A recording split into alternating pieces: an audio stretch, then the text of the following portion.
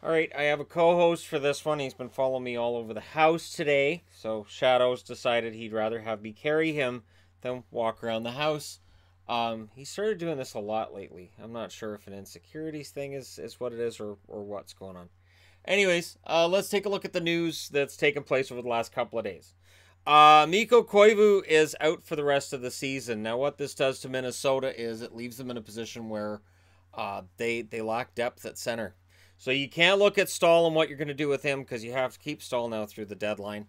Minnesota's a team that, of course, occupies a playoff spot right now. Losing Koivu is huge.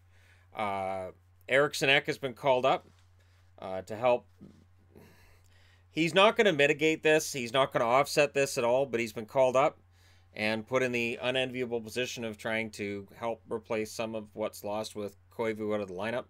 But that is a huge problem for the Minnesota Wild. So I'll be very interested to see what they do going into the deadline.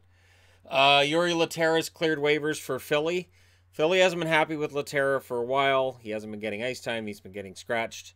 And of course, there's been all the reports as well out of Finland, and there's a whole drug investigation I have not covered because I haven't seen anything that I felt was actual NHL news to this point. And the Flyers and the NHL have both made it clear that they are not aware of any pending charges against Laterra regarding this investigation. So the reason he's being cut is simply because of performance issues from everything I've seen.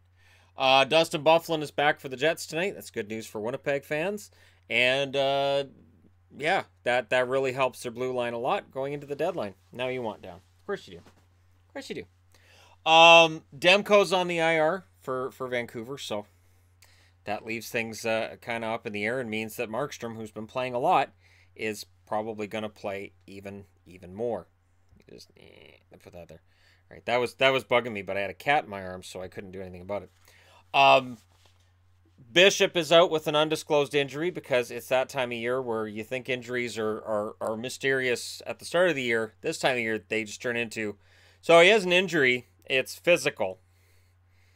Which part of the body is it? It's a physical injury. It's not theoretical. It's actually physical. So Bishop's out. Landon Bowe has been called up on an emergency basis. Much like DiPietro was called up by Vancouver a couple days ago.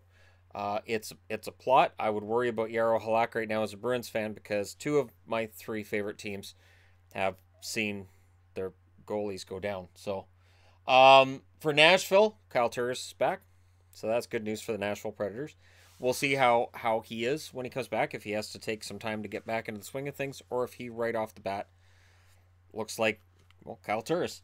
And McLeod, of course, was added in a trade yesterday. I didn't do a video specifically on the Cody McLeod trade, so I'm throwing it in here. He and Brian Boyle, that adds some size to Nashville.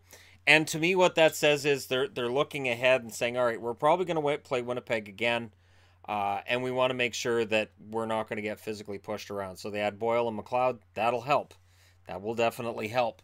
And tonight, Dion Phaneuf is a healthy scratch for the LA Kings.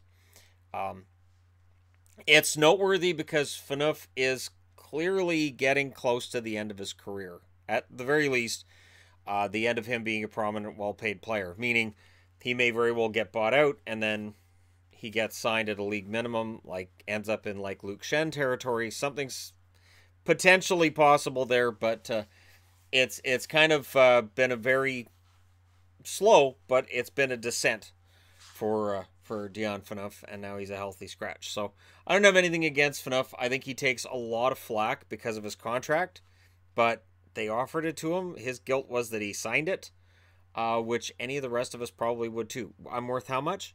Oh, no. I'm signing. No, it's okay. I'll take that. All right.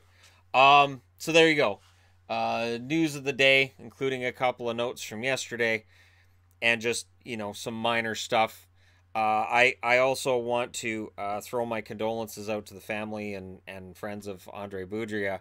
I don't do memorial videos anymore. That's not a thing. But his career preceded my time watching hockey as well. I know he was a great Canuck early on, and he was one of those that kept the Canucks respectable in their early years.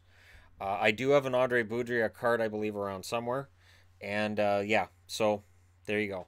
Let me know your thoughts regarding these news items in the comment section below. Don't forget to hit like and subscribe if you're browsing your way through. You just happened upon this video. Thank you guys so much for watching. I'll talk to you again soon.